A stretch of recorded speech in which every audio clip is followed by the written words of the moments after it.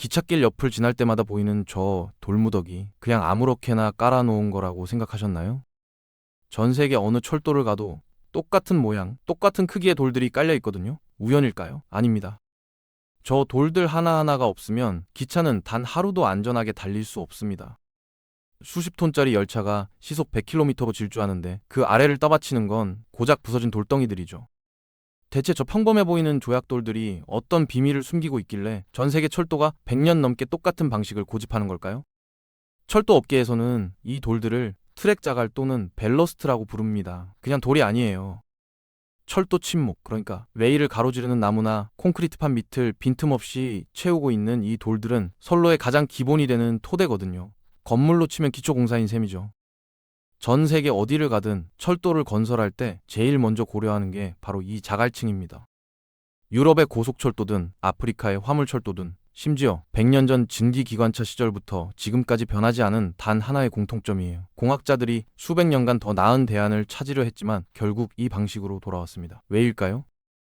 이 돌들이 단순해 보이지만 실은 엄청나게 정교한 시스템이기 때문입니다. 레일 위를 달리는 열차의 생명줄이 바로 발밑에 깔린 이 작은 돌들인 거죠. 침목과 레일을 떠받치는 가장 아래층, 그게 바로 트랙 자갈의 정체입니다.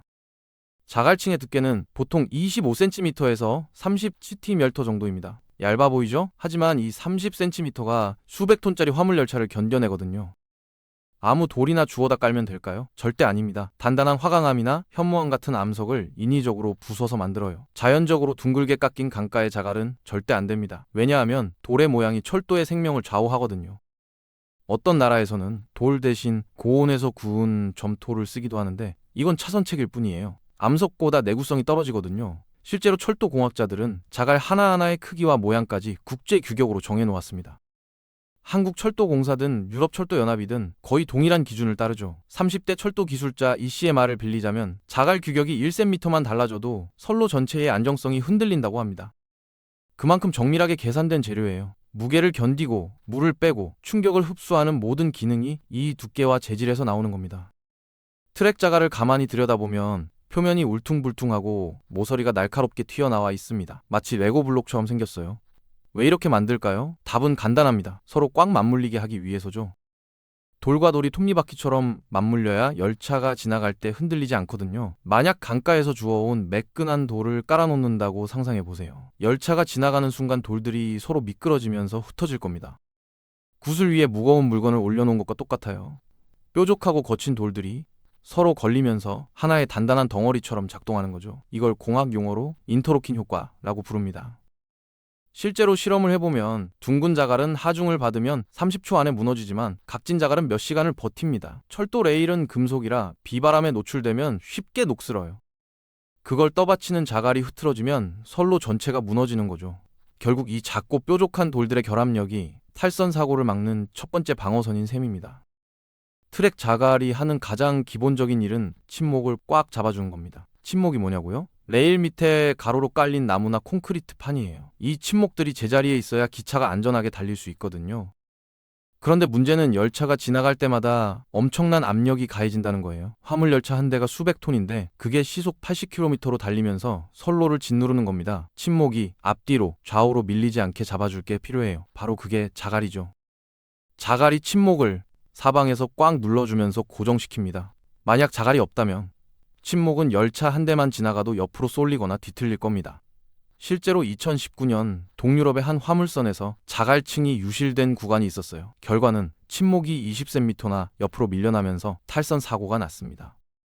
다행히 인명피해는 없었지만 복구에 3주가 걸렸죠. 자갈 하나하나가 침목을 제자리에 붙잡아주는 작은 고정피인 셈입니다.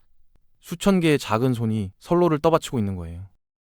열차 한 대의 무게가 얼마나 나갈까요? 승객을 가득 태운 고속열차는 400톤이 넘습니다. 그 무게가 레일과 침목이라는 좁은 면적에 집중되는 거예요. 만약 그 압력을 그대로 땅으로 전달하면 어떻게 될까요? 집안이 푹 꺼지겠죠. 콘크리트 바닥도 견디지 못하고 금이 갑니다. 그래서 필요한 게 하중 분산이에요. 자갈층이 바로 그 역할을 합니다. 위에서 내리누르는 엄청난 무게를 자갈 전체로 넓게 퍼뜨리는 거죠. 톱니처럼 맞물린 돌들이 압력을 서로 나눠받으면서 한 곳에 집중되지 않게 만듭니다. 마치 무거운 짐을 여러 사람이 나눠드는 것과 같아요. 한 사람이 들면 허리가 나가지만 10명이 나눠 들면 거뜬하잖아요. 실제로 측정해보면 침목 바로 아래는 제곱미터당 200kg의 압력이 가해지는데 자갈층을 지나면 그게 10분의 1로 줄어듭니다.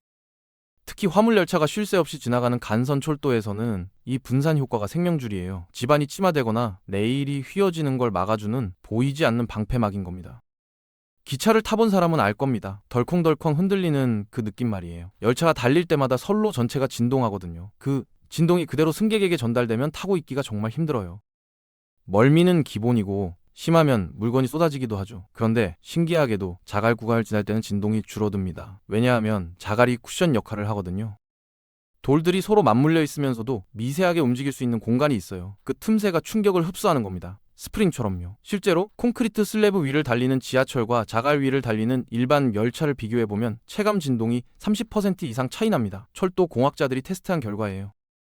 서울에서 부산까지 KTX를 타고 가면서 유독 덜 흔들리는 구간이 있다면 그곳은 자갈층이 두껍게 깔린 곳일 가능성이 높죠.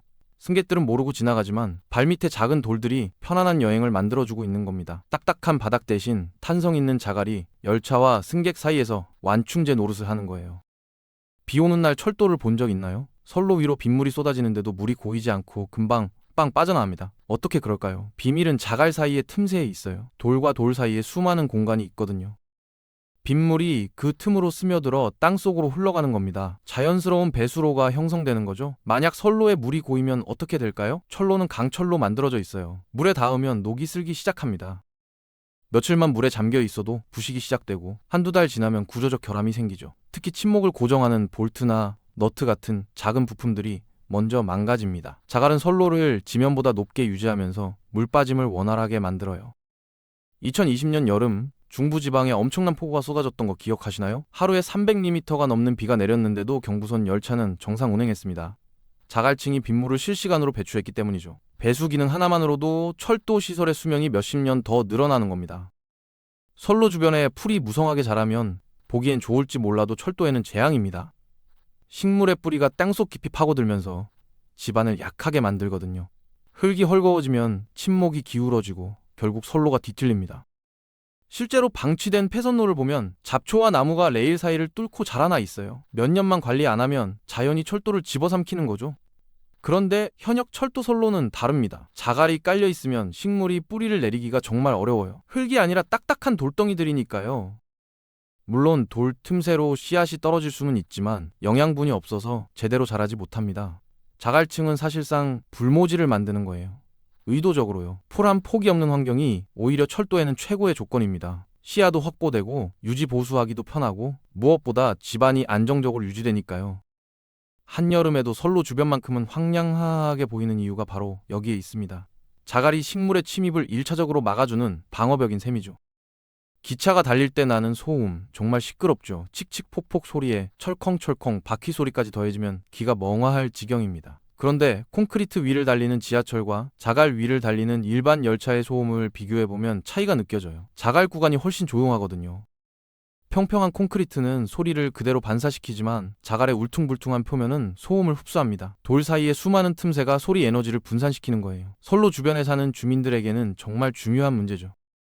그리고 또 하나 여름철 문제가 있습니다. 뜨거운 햇볕 아래 금속 레일이 가열되면 어떻게 될까요? 팽창합니다. 철은 온도가 올라가면 늘어나는 성질이 있거든요. 겨울에 깔았던 레일이 여름에는 몇 센티미터씩 길어져요. 이때 침목이 고정되어 있지 않으면 레일이 구부러지면서 선로가 비틀립니다. 자갈이 침목을 단단히 잡아주면서 레일이 안전한 범위 내에서만 팽창하도록 조절하는 거죠. 온도 변화가 심한 대륙성 기후응 기후지역에서 특히 중요한 기능입니다. 소음도 잡고 열 팽창도 제어하는 일석이조의 효과인 셈이에요. 자갈은 한번 깔면 끝이라고 생각하기 쉽지만 사실은 정기적인 관리가 필요합니다. 열차가 매일 지나가면서 먼지와 흙이 쌓이거든요. 비가 오면 진흙이 돌 틈새로 스며들어요. 시간이 지나면 자갈 사이사이가 오염물로 꽉 차게 됩니다. 그러면 어떻게 될까요? 배수 기능이 먼저 망가집니다.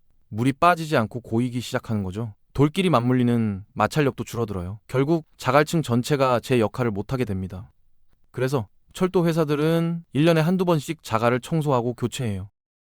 벨러스트 클리너라는 특수 기계를 투입합니다. 이 기계가 선로를 따라 이동하면서 자갈을 파내고 흙과 이물질을 걸러내고 깨끗한 자갈만 다시 채워 넣어요. 마모되거나 부서진 돌은 새 자갈로 교체하고요. 한국철도공사 유지보수팀 박 팀장의 말에 따르면 가갈 관리를 소홀히 하면 3년 안에 선로 전체를 다시 까는 수준의 대공사를 해야 한다고 합니다. 작은 돌 하나하나를 관리하는 게 결국 수천억 원의 철도 자산을 지키는 길인 거죠. 선로를 따라 깔린 조약돌들, 이제 그냥 도무더기로 보이지 않을 겁니다. 침목을 고정하고 무게를 분산시키고 진동을 흡수하고 물을 빼주고 풀이 자라지 못하게 막고 소음까지 줄여주는 만능 재료였던 거죠. 아무렇게나 흩뿌려진 것 같지만 사실은 정교하게 계산된 공학의 결정체입니다. 전 세계 수억 명이 매일 기차를 타고 이동하는데 그 안전을 책임지는 건 거대한 기관차도 최첨단 제어 시스템도 아니에요. 바로 발밑에 깔린 이 작고 평범한 돌들입니다.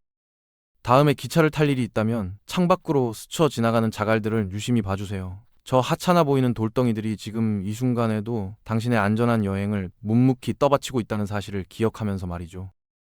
오늘 영상은 여기까지입니다.